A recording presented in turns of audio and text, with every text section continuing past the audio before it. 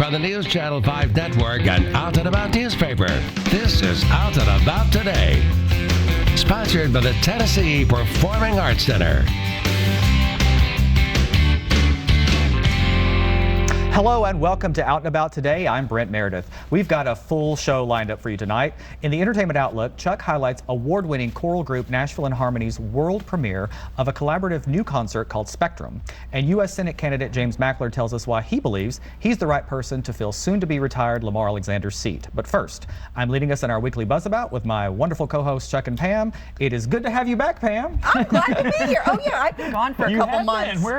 I've been on holidays, they say. On holidays. Yeah, no, I've had work conferences in reality, so that's why. You have been legitimately busy. We almost didn't notice, really, did we? Not at all. Oh, yes, we did. We missed you. We missed you immensely. Well, thank you. Yes. So now that you're back, let's get started with our first topic. And none of these are probably new to you. I know we've talked a little bit about these over the last couple of days, but they're pretty prevalent right now. So the U.S. Supreme Court decided to hear the case of whether it's legal to fire people for simply being LGBT. And so we've talked about sort of right to work for a long time, numbers of states that have these rules and others don't. But of course, this time the argument is about Title VII of the Civil Rights Act and sort of lumping us in with sex or gender, whatnot. What are your thoughts on that? There's been some courts that have upheld it. There's been some courts that haven't upheld it. What do you think this particular court's going to do? Oh, I'm scared, actually. Are you? I'm a little bit worried with the conservative court, and we will probably get the news. I think the article said in June. Pride Month, yeah. Right before Pride, and I can remember celebrating the marriage decision. Really, we were all just crazy, elation over that decision. So I'm a little bit worried.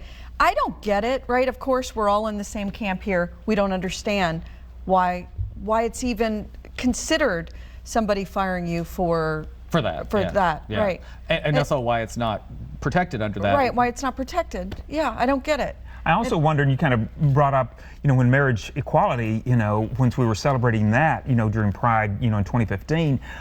I wonder, though, based on how this goes, if it doesn't go in our favor, if that will awake a sleeping giant. Well, what I'm wondering if it doesn't, it could potentially help the Equality Act, I would think. That would provide a stronger argument for the fact that needs to pass, because if this isn't inherently there, then it needs to be there somewhere. Right. But I am really curious to see how the court goes, especially with the two new justices and former, Kennedy, when he kind of was the deciding vote several times on some gay rights issues. So with him no longer there, how are we going to see another 5-4 decision? But the unfortunate thing is, if it doesn't go in our favor, then just think how long that's going to not be in our favor because of that. I know. Well, and people will be emboldened, I think, because to some extent now there's that ambiguity. So it's like, well, maybe we should, maybe we shouldn't. But now it's like, oh, well, okay, we can certainly get away with that if we want to. Yeah. Anyway, it's something definitely worth watching, and kind of interesting timing that it came up. But so next we have, speaking of the courts, we're all about lawsuits today. Transgender individual files lawsuit regarding birth certificate policy here in Tennessee.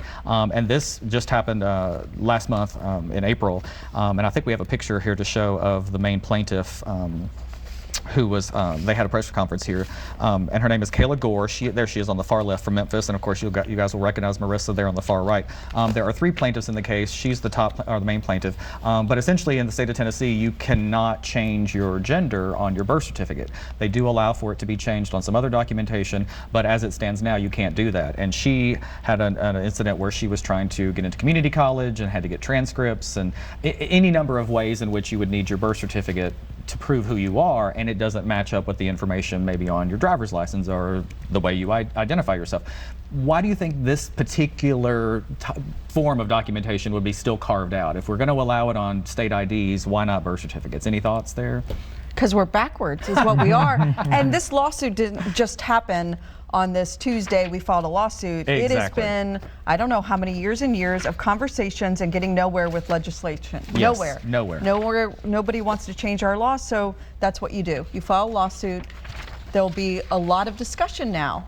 It was picked up by the press. Oh yeah, I saw there was a Washington Post article, HuffPost, so it's gone national press. I was actually sort of corresponding with one of the Lambda legal attorneys who's involved in this, and the hope is that we can get Kayla to come on the show and talk to us, give us her sort of personal, direct perspective. But as it stands now, yeah, it's sort of the first step in sort of getting that recognition, trying to make something happen. Chuck, did you? Well, I just always wonder about the timing. It just. what our climate is and what this is going to say. And, it always worries me with our state too, our little red Tennessee. Again, I think if it doesn't go in our favor, like we were talking earlier, it just tells me that we've got to mobilize even greater and figure out how to win these kinds of suits. I'm curious what the argument's going to be on the other side. I mean, especially if you can point to, well, you allow us to change it here and here, but not here. So I'll be curious to see how they might try to justify that it's somehow not appropriate. I would imagine tying it to other definitions of any number of other things. I know we had the pronoun situation that came up. What was that last year? There's been so much. It's hard to remember it all, but there will definitely be an argument, I'm sure, as to why they think it's not appropriate. Right, and it's going to be a marathon, right? We're not going to be talking about this next month and it all gets resolved. This is going to be... Because, I mean, birth certificate is something, it's a pretty important document, and I think if they allow that, then that opens up the door to, well, if you're allowing that, then why this and why that? So it'll be interesting, another one to follow, and like I said, hopefully we'll get Kayla on to talk with us about it directly. But none of us understand the argument on the other side. None of us are going to get that. No, I truly don't understand what that argument is. So our final topic, we've got about a minute left here, and I don't want to miss this, because it's kind of nice to end on a positive note. Almost 70% of Americans are now okay with a gay presidential candidate. And of course, we know who that is. We've talked about him here before. But that was just interesting to me, the statistics, because I was reading through the article and I wanted to make sure I got this correctly. So just back in 2006, that 34% were uncomfortable, 19% had reservations. So the bulk of, more than half of people sort of weren't really comfortable with that. Now we're seeing 68% combined, so enthusiastic 14%, and then comfortable 54%. So if combined, 68% of Americans are okay with that. So then why are we still talking about the first topic, right? Exactly, right. Yeah. Like, I don't get it. Well, and maybe, truly, yeah. But we're rational people here. I know. It's interesting too, when you say 2006, though, it notes Buttigieg was 24 years. Yeah, he was 24. It just shows you. And still in the closet, so and in the military, Right. So I mean, it's interesting to me though that we and even then, I mean, the percentage that back then was still higher than you might think. So I think it sort of reminds me of that sort of disconnect between what the majority of people think and feel, and how we're actually governed. Anyway, they're telling me to shut up and move on. So I hate to cut us off, but when we return, Chuck has your exclusive look into National and Harmony's world premiere of Spectrum in the Entertainment Outlook. Stay with us.